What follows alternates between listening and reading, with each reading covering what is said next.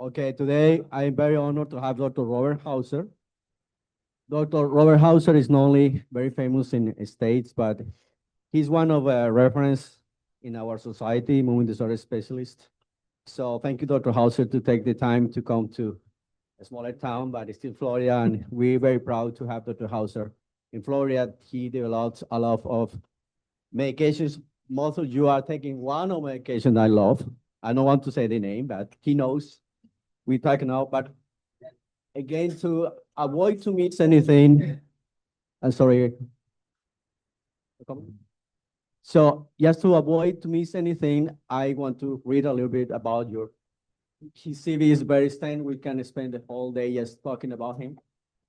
But Dr. Hauser is a professor of the neurology at the University of South Florida College of Medicine in Tampa.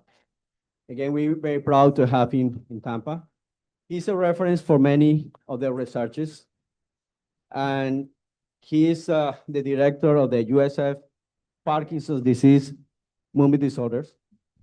He has his medical degree from the University School of Medicine in Philadelphia, in Temple, Pennsylvania. And he completes his neurology training at the Eastern Virginia Graduate School of Medicine in Norfolk General Hospital. And he has been completed his fellowship in movement disorder. So he has his part in our Movement Disorder Society International. But the way the part of the house for the Movement Disorder Society is in Milwaukee, where I did my PGY1. So Dr. Hauser had been, again, they say here in his CV that he has more than 300, actually more than 300 research studies. He's very active in research. If you are interested in any research in Parkinson's, is the person to talk in his department. So Dr. Hauser, again, I will continue speaking about you. Thank you for taking the time to come to the Parkinson's place as a medical director. I welcome you and thank you so much for taking the time. Thank you. Thank you. Thank you, everybody.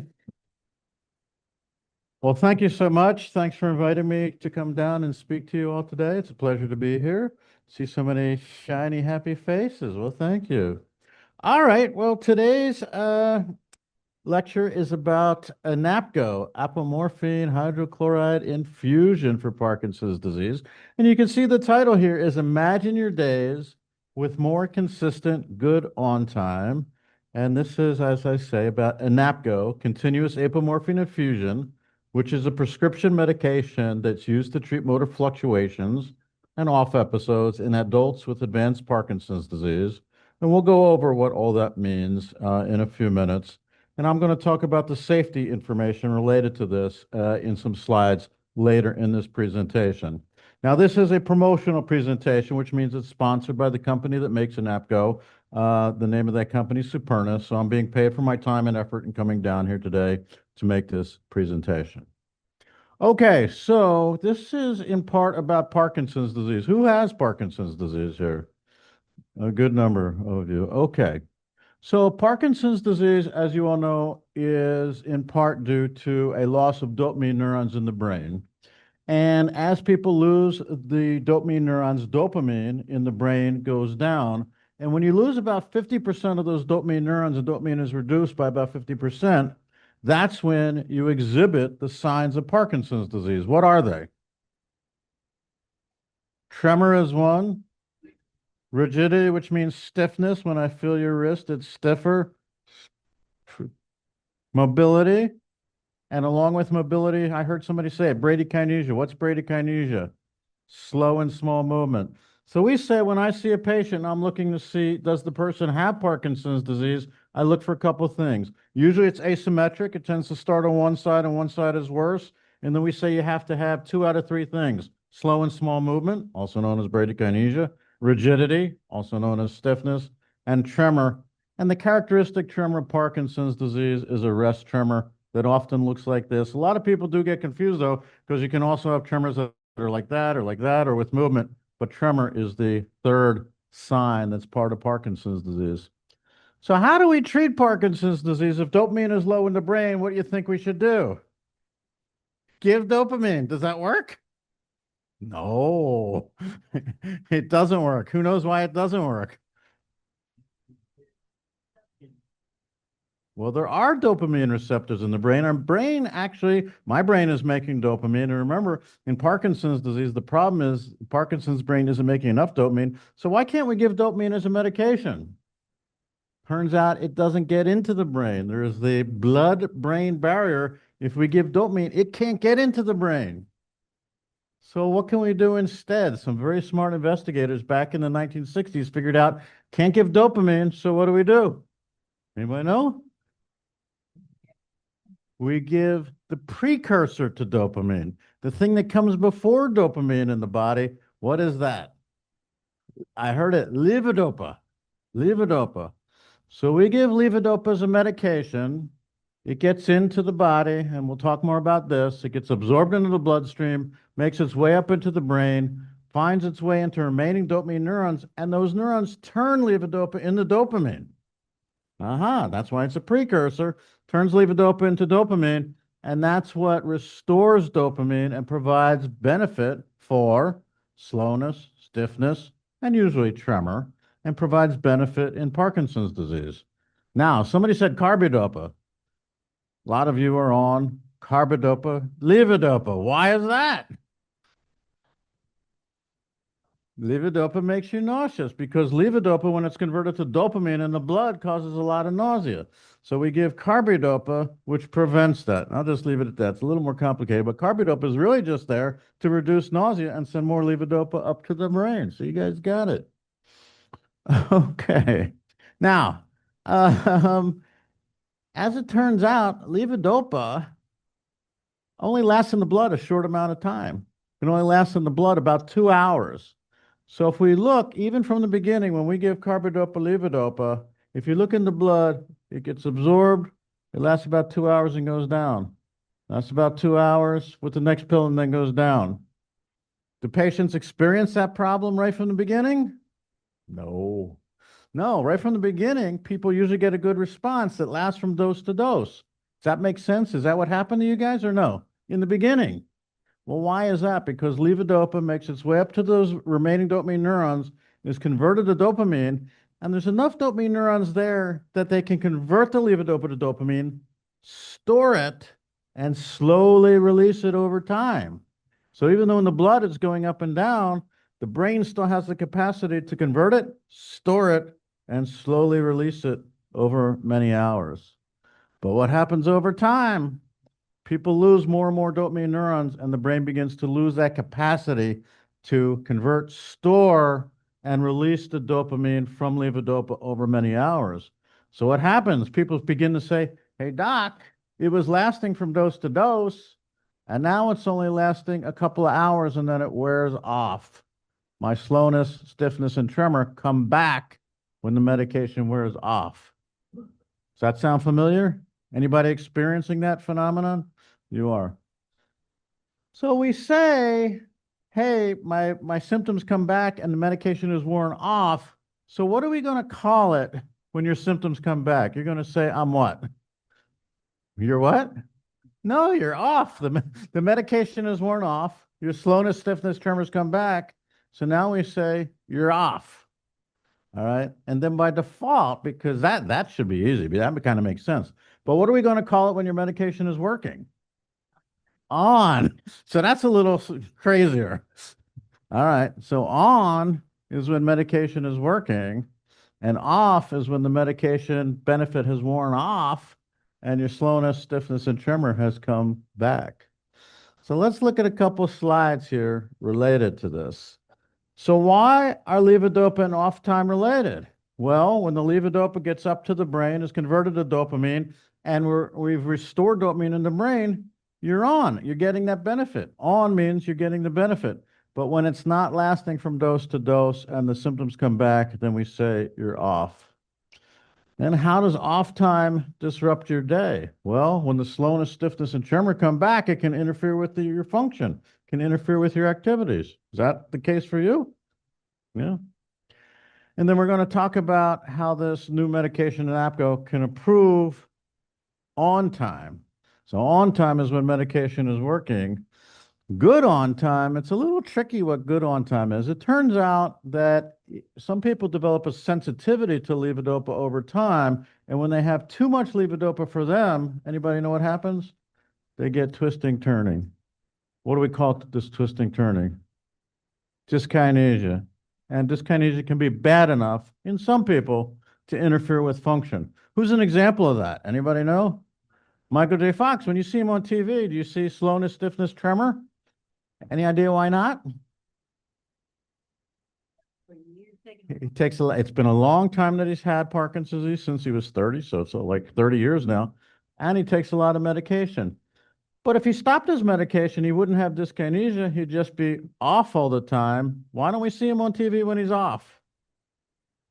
He can't move. He's slow, stiff, and has so much tremor. It's really bad.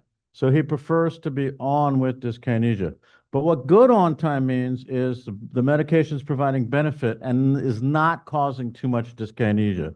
So that's what we're aiming for. We're aiming for medication to provide good benefit without causing too much dyskinesia. So through this presentation, where you see good on time, doesn't mean your on time is good. It means you're getting benefit, and it's not causing too much dyskinesia, like what Michael J. Fox normally has when you see him. Now, there's another side to this issue that I haven't even begun to discuss yet. Who knows where levodopa gets absorbed? You take it in a pill, carbidopa, levodopa, it goes down the mouth, down the esophagus. Where's it get absorbed? Small intestine, exactly right. Well, what happened to the stomach? Well, it doesn't get absorbed there. It doesn't have the right channels to get absorbed in the stomach. So carbidopa, levodopa has to get past the stomach to get to the small intestine to get absorbed. Now, remember, we said early on, the brain still has enough remaining dopamine neurons that it does a good job taking up the levodopa, converting it to dopamine, and then slowly releasing it over many hours. So it doesn't really quite matter how long the next pill takes to get down to the small intestine. You got enough sustainment of the prior pill that you don't notice that it's taking a while for that pill to get down there. But what happens when the prior pill only lasts 3.5 hours? Now, when you take that next pill, you're waiting for it to get past the stomach, to get into the blood, to get up to the brain. And Parkinson's disease isn't just in the brain, it's also in the nerves that go to the stomach. So what happens in Parkinson's disease? The stomach begins to get slow, and we call that gastroparesis, which means weak stomach. So what happens is that not only does the brain cause this short duration of benefit, but when you take that next pill, it takes a long time for that pill to get past the stomach and into the small intestine where it gets absorbed. So now people, not only do they say the duration of benefit once the pill kicks in is getting shorter and shorter, they also say, hey, doc, when I take a pill, it's taking a longer time for the benefit to kick in. And it also becomes more variable. Sometimes it takes half an hour, sometimes an hour, sometimes an hour and a half. Do you have that issue? Yeah. So everything is becoming more variable. How long the benefit lasts, how long it takes the pills to get absorbed, etc. And all of that adds up to more and more off time through the day. Okay, off time when medication isn't working. So this slide sort of goes over these issues. The pills become less reliable because you don't know when they're going to kick in. Sometimes they even get stuck in the stomach, and you take a pill and you don't get any benefit from that pill. We talked about the shorter duration of benefit from each pill. And overall, if we look through the day, you get less on time or less good on time through the day. And things become more variable, and there's a shorter duration from each pill. And for people who've had Parkinson's disease for a long time, things can become very chaotic, or the day can become very chaotic and unpredictable. It becomes more and more difficult to plan your day. So what do we do about that? Well, if a patient comes back to me and says, well, doc, the medication used to last 5 hours. I was taking 7 a.m., noon, and 5 p.m. It was lasting from dose to dose. Now it's only lasting every 4 hours. What do you think I do? Yeah, I say, let's move the pills closer together, 4 hours, and we'll have one more dose. Yeah, that works pretty well. So when we go from 3 pills to 4 pills of levodopa per day, that's pretty easy. But now what happens when they come back a couple years later, let's say, and they say, well, geez, doc, now it's only lasting 3 hours. Now what do I do? I know what you're going to say. Add another dose. Well, now things are getting pretty tough because it becomes more complicated to take it every 3 hours. That's hard to be what we call compliant, which means hard to do it. And remember, we talked about the variability. Now the next dose may not kick in, sometimes a half hour or an hour. Sometimes it gets caught in the stomach. So we might try that, but things are getting more complicated. Now, what do we do when they come back and they say it's only lasting 2.5 hours and it might take an hour to kick in? Now we got a situation on our hands, right? So I commonly say, and I advise a lot of pharmaceutical companies, I say it's not that hard to go from 3 levodopa pills per day to 4 pills per day. But after that, things get pretty tough. So we need better treatments and better ways of managing things. All right.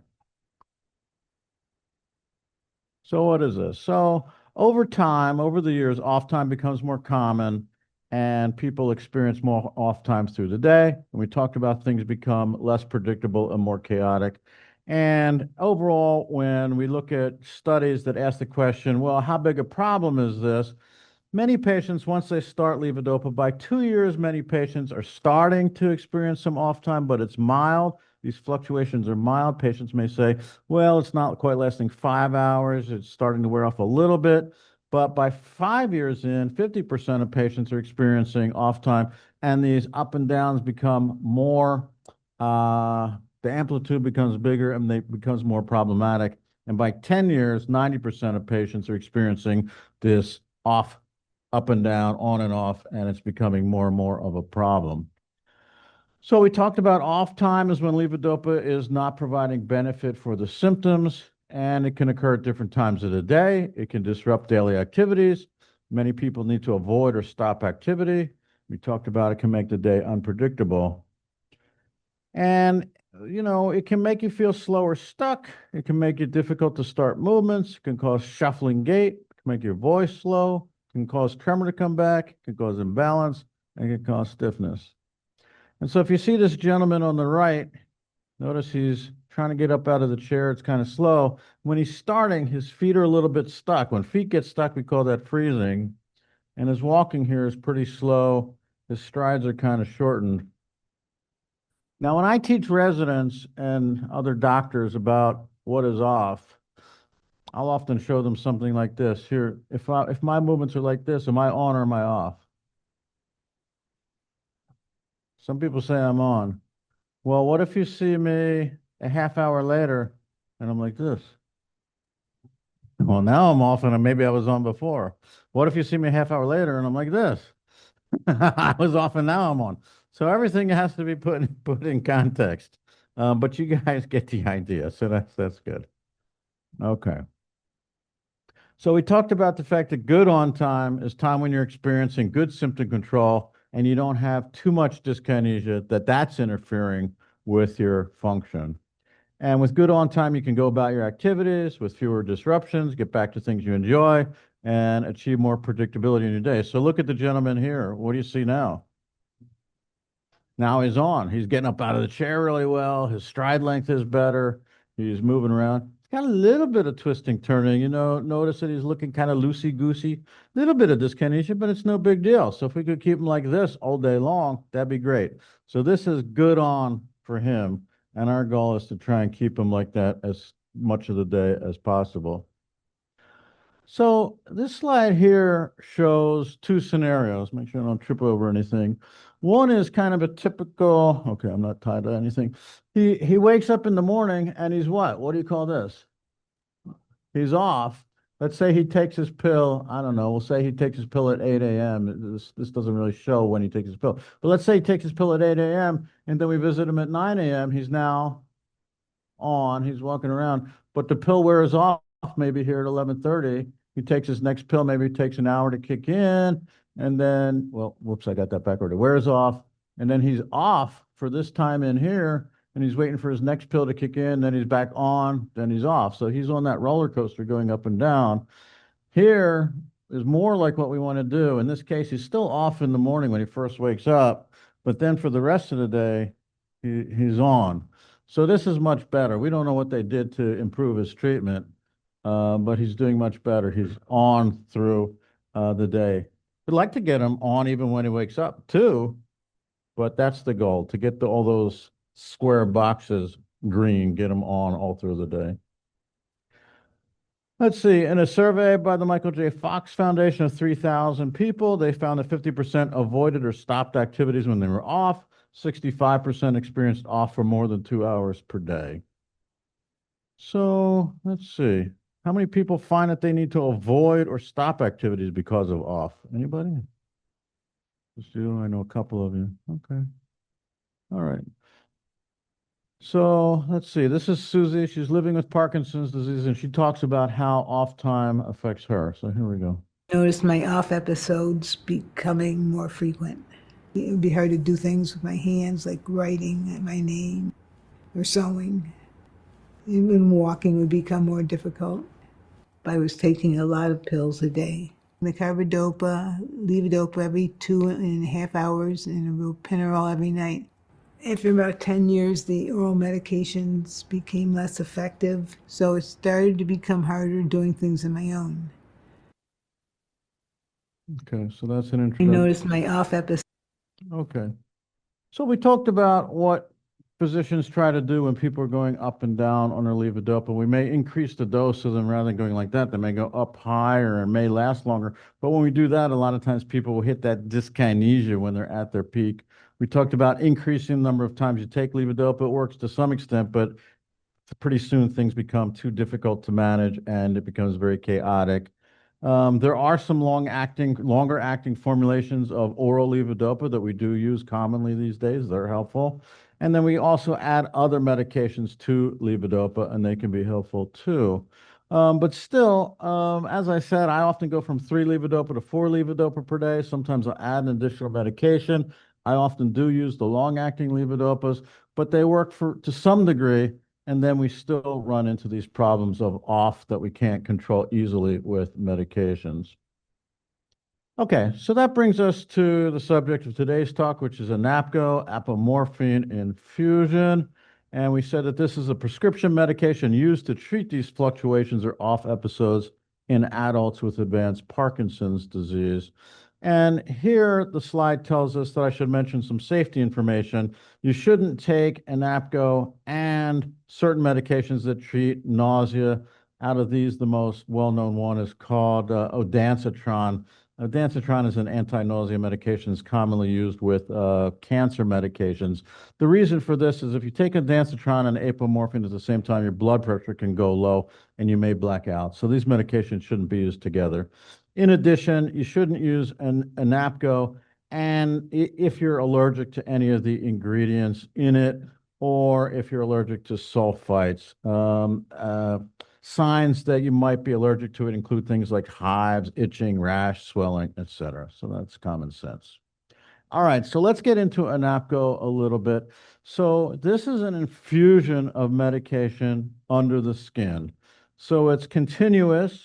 It provides all day control of off time. It's generally run for 16 hours a day. So when we say all day, we're generally talking waking day. It's reliable, more hours back each day with less off time and more good on time. And it's consistent. Again, less time each day feeling on again, off again. So the idea is to smooth things out.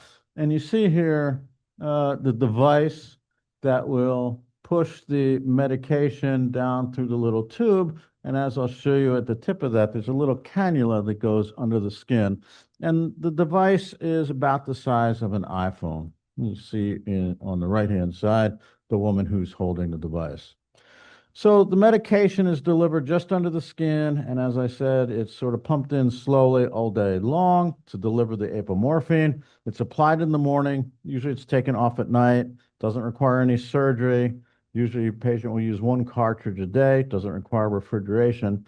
And the medication comes in these cartridges, and then each day the patient prepares it by connecting it to the tubing like this. You connect it by snapping it in. There's a connector to apply the cannula under the skin, and then the patient wears it this way. There's this little adhesive that holds the cannula to the skin, and then the device is set to infuse medication under the skin through the day. And as I'll mention, there are nurse instructors who educate patients on how to use this.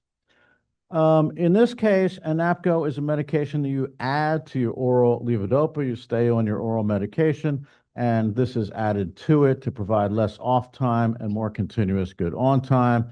As I said, it provides constant all-day delivery of the medication. Now, apomorphine is a medication that acts like dopamine. It looks like dopamine to the dopamine receptors in the brain. It works directly in the parts of the brain that help control movement.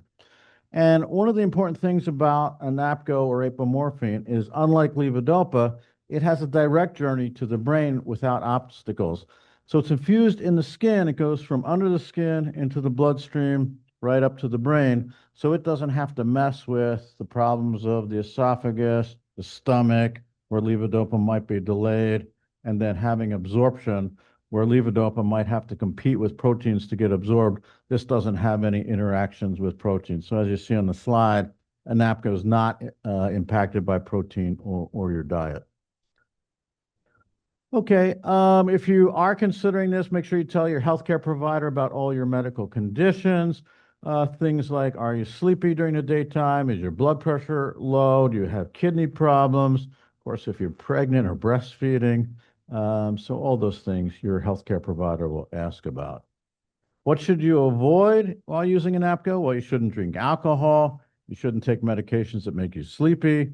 You shouldn't drive or operate machinery until you know if ANAPGO will or won't make you sleepy. And it can lower blood pressure, so you shouldn't change your body position too fast until you know that that's not the case. So let's see how Susie is doing with her ANAPGO. Here we go. For me, setting up the pump only takes about 5 minutes. I like that it's discreet, so I don't have to explain to people what it is. It's very lightweight, and I'm able to wear it around my waist. I feel comfortable enough traveling with it and getting through the airports myself. I can forget about it a lot of the times. Sometimes I actually forget at night that I have it on. And my husband will say, "Aren't you going to take that off before bed?"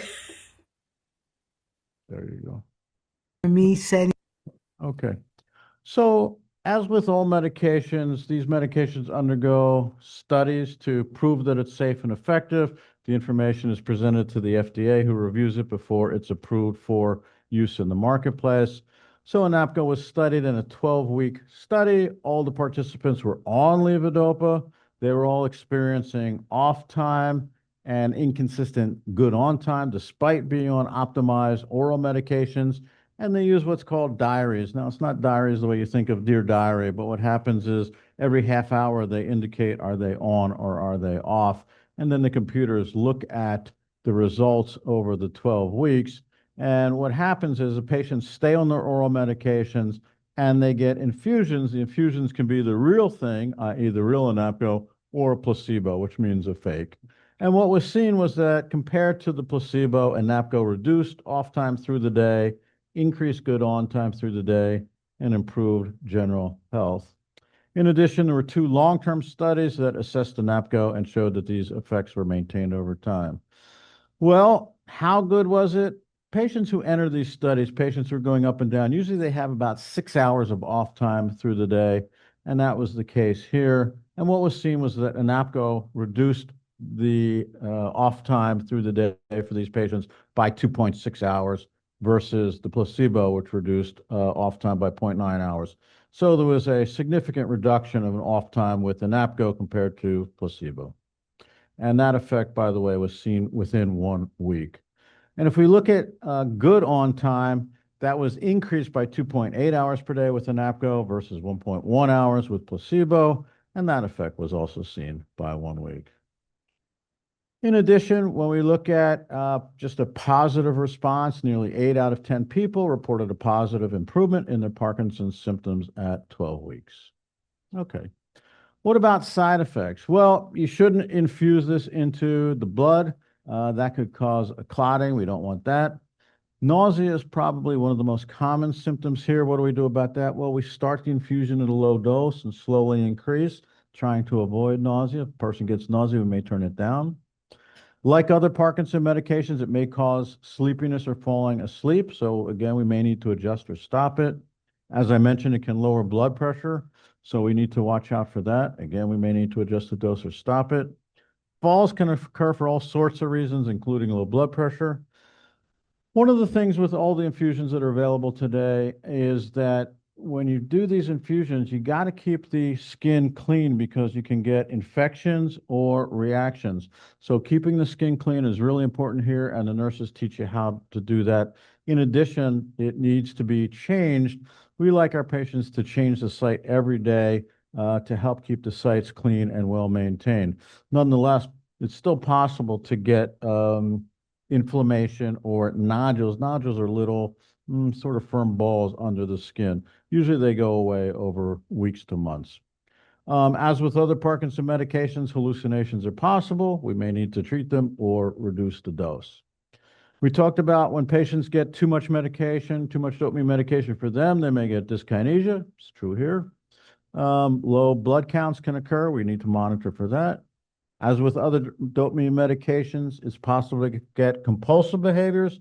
We ask all our patients about compulsive behaviors like gambling, eating, sexual behaviors, shopping, stock market playing, and we watch for that. We talk about heart problems. We need to monitor patients' heart problems. We watch out for allergic reactions. We watch out for fibrotic complications, and men may get painful erections, although that's rare. Okay, so how can ANAPGO help you with on time each day? So remember, in the 12-week trial, ANAPGO reduced off time, increased on time, and improved Parkinson's symptoms. Here's another way of looking at the data. At the beginning of the trial, patients were experiencing off time about half the day, and the addition of ANAPGO reduced it to about a quarter of the day. The other way to look at it is good control of symptoms at the beginning were only half the day, and with ANAPGO, that improved to about 3/4 of the day. So let's hear from Susie and see what she has to say. Here we go. With the apomorphine infusion device, I have less off time during the day. I can count on being able to walk in and walk out of places. My mobility is definitely improved.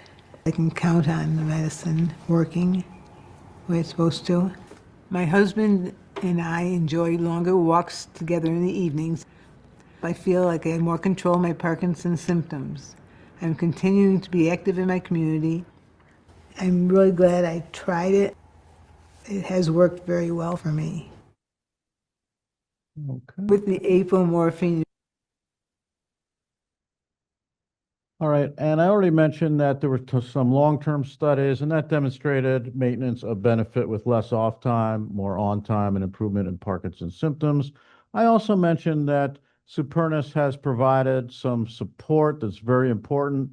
There are so-called hub coordinators that help patients understand what insurance coverage is available. They work with the doctor's office to obtain this insurance coverage. And there are nurse navigators who help educate patients about how to use the device, how to keep the skin clean, and help adjust the dose over time. So overall then, ANAPGO can help make your days more controlled, continuous all day off time control, reliable with less off time and more good on time, consistent with less time each day feeling on again, off again.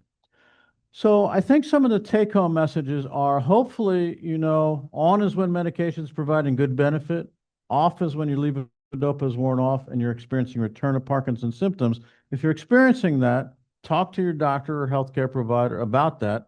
And there's lots of things they can do. If you're only on 3 levodopa, they can move them closer together. You could be on 4. There's some oral medications that can be added, or they can go to the extended release levodopas.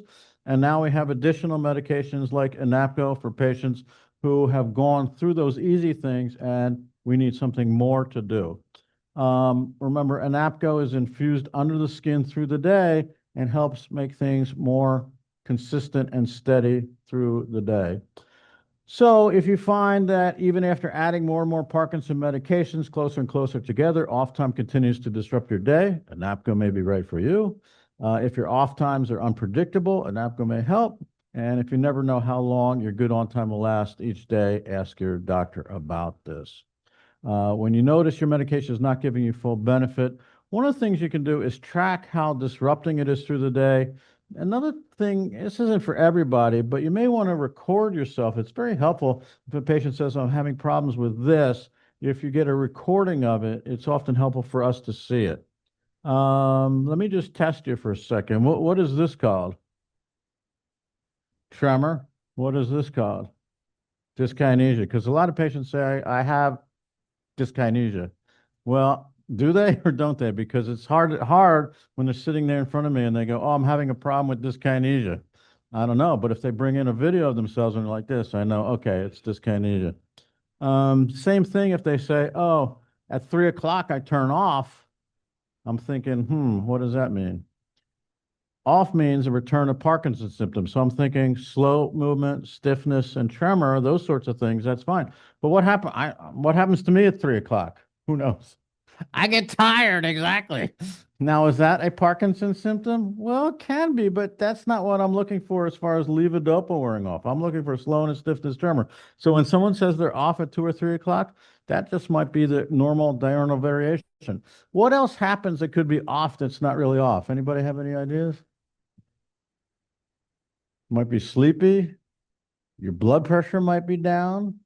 That's a big one. A lot of people get low blood pressure after eating. So again, if people say I get off in the afternoon, maybe their blood pressure is down. But the other thing, remember I said protein interferes with levodopa getting absorbed from the small intestine, and it also interferes with levodopa getting up to the brain. So that's a tricky one. If people say, hey, I turn off after eating, it might be levodopa having trouble getting up to the brain, but it also might be low blood pressure. So these are all things going around in my mind. So if they get a picture of it or a video of it, and I see that their slowness, stiffness, tremor has come back, it's very helpful. Okay, so how does this all work? Well, if you talk to your doctor and they think a NAPCO is right for you, they can fill out the prescription form. We talked about there are people who can evaluate the insurance situation and try and help this going. A NAPCO can be started either at home or in the doctor's office. They start at a low dose and slowly go up over time as tolerated to find the right dose for you. You can go to anapco.com to learn more, and I'll leave that as that. So with that, I think I'm going to say thank you very much. I'm happy to answer questions. With these kinds of presentations, I'm not allowed to answer questions about you specifically, so you have to make it either related to Parkinson's disease in general or about this medication. Yes, sir. You said that the levodopa is stuck in the stomach. How does it get stuck in the stomach? Well, because of this gastroparesis, the stomach becomes so non-propulsive, the stomach's just sitting there. So just imagine a little pill just sitting at the bottom there. That's it. It just doesn't move. Yeah. And there's famous pictures that all movement disorders docs know, where they were doing some sort of GI procedure. I don't know. They were looking down into the stomach for some reason, and sure enough, they see the little levodopa pills just sitting there. Pretty amazing. Well, we say drink plenty of water. Drink plenty of water and be upright, sitting or standing. Yeah. But remember, the key is if you say to me, well, I took my 11 o'clock pill, I was expecting it to kick in 11:30, 11:45, and I just got nothing for the next 4 hours, I'm thinking, what happened to that pill? It could be sitting there. Yeah. Yeah. Okay. Yeah. No. It's a dopamine agonist. Agonist means acts like. So it acts like dopamine. How's it compared to pramipexole? Well, it's different from pramipexole in that this is an infusion under the skin, whereas pramipexole is an oral medication. Pramipexole is typically taken several times a day. This is infused over 16 hours. I'm not supposed to make any statements about comparative efficacy, so I won't. Excuse me? It's not a shot, it's a continuous infusion. So it's maintained. As you saw, Susie wears it like the little device on her belt, and then all through the day, it's pushing the medication in. So if you think about what's happening in the blood, you just see it being pushed into the blood all day long. And the idea is to try and get nice, smooth levels of the medication through the day. Yeah. Make sense? Okay. All right. Yes.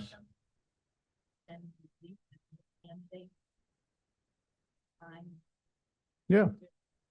Yeah. So the question was, if you're on levodopa extended release, are you a potential candidate for this? If you're still experiencing off episodes, the answer is yes. Mhm.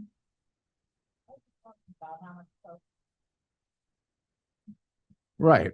So the question is, how much protein is too much protein? Well, the answer is, well, is the protein doing something that's causing a problem? So you can take all the protein in the world. If you're getting a good response from your levodopa, you're good to go. But if you say, hey, if I eat X amount of protein and I'm in the middle of my levodopa cycle and I turn off, that's kind of a problem. Or if you say, I take my pill and I take levodopa, I take my levodopa and I take some protein with it, and it delays the levodopa for X amount of time, so I don't turn on for X amount of time, that can be a problem. Now, I do want to say something that confuses a lot of people. A lot of people get confused with regard to meals and levodopa. So for this presentation, we're talking about people who've had Parkinson's disease for a while and are going up and down.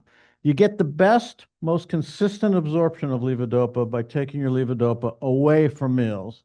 So we say, take your levodopa away from meals, and generally a half an hour before or an hour or more after. Take your levodopa away from meals to get the best and most consistent absorption. However, if you have early Parkinson's disease, you have much more leeway if a little bit more or a little bit less gets into the brain. And the bigger problem when we're first starting levodopa is nausea. So we do exactly the opposite. Somebody that we're first starting levodopa on will say, to reduce the likelihood of nausea, we'll say, eat your meal and take your levodopa right at the end of your meal, because we're worried about a completely different thing. Those people, if they get 5% or 10% less into the brain, they're not going to notice a difference, unlike somebody who's going up and down. And we're more worried about reducing nausea than somebody who's been on it for years. Does that make sense? So the answers are completely different depending on whether we're starting it or whether you've been on it a couple of years. So that's a very confusing topic. Okay. What else can I answer? Rasadrolene. Yeah, so rasadrolene is an MAO-B inhibitor. It's a booster of levodopa and dopamine, and it can be taken, or it's approved to be taken by itself in early Parkinson's disease or for people who are fluctuating. Let's leave it at that. Okay. Yes, sir.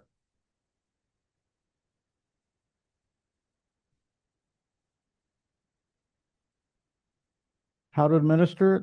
Yeah, so let's just get a picture of it here. Uh-oh. Let me just pull up a picture here somewhere. Yeah.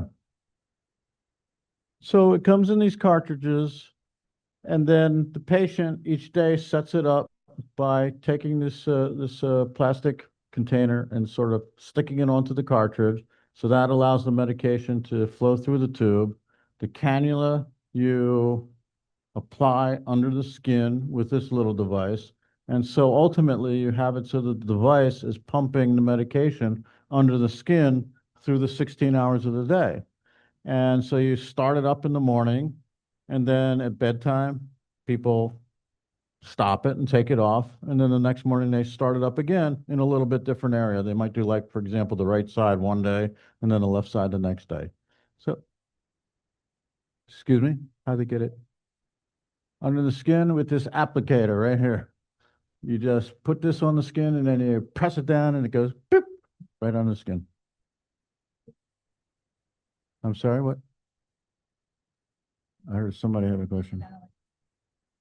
Like a little shot. Do you have the pumper? Yeah, Lisa's got it. She can show you all the different parts. Now, Lisa, help me. I forget what this thing is called. I'm fumbling with that. What is this part called?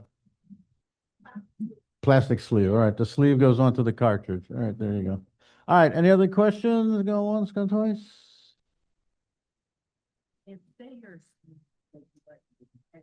Yeah. Yeah, you could. Yeah, you exactly. You can detach it and cap it right there for that time. Yeah. Yes.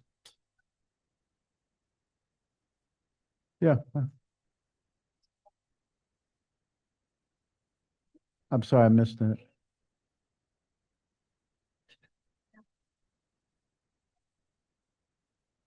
Yeah, I mean, there's been some concern whether that might be related to risk of Parkinson disease down the road, but it's uncertain. Yeah, that's what I got. Okay. No, it's not a narcotic. So it has that word morphine in it. It turns out that apomorphine is derived from morphine, but in its derivativeness, it's not a narcotic and it's not a morphine type drug. So it's not a controlled medication. Yes. It has its own therapeutic effect for Parkinson's disease, but it's not a narcotic. It's not a pain medication. It's a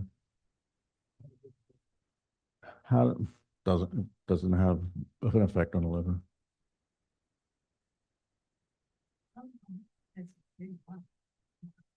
Uh,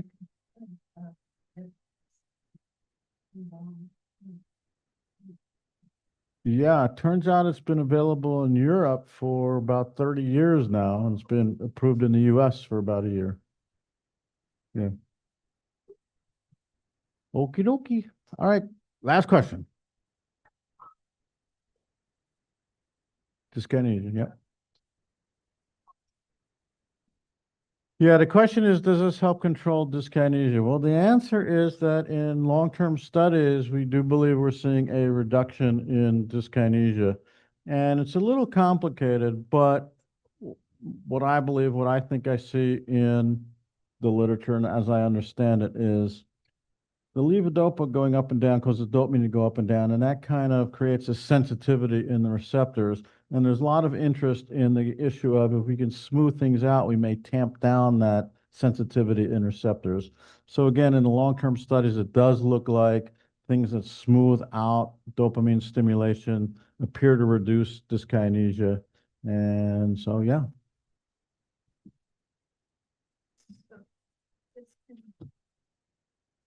Along with that, yes. Oh, yeah, I know it is. No, right. Is it Is it possible? The answer is yes.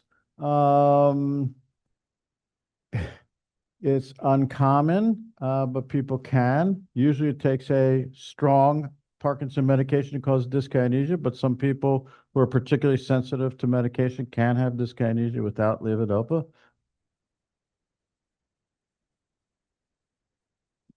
But it's uncommon. People who may run into that situation, they tend to be quite young. And they should be on some sort of dopamine medication, but that's an unusual situation. Okay. All right. Is a needle that's poked into the skin or something else? I didn't understand that. Yeah, yeah, it's called a cannula, so it's a little plastic round thing. It's a little poke. Yeah, it's kind of like plastic. Is that where's Lisa? You call it plastic? Is it plastic? Do I have it? Plastic. Okay. Okay, guys, I'm going to say thank you very much. Appreciate your time and attention. Thank you.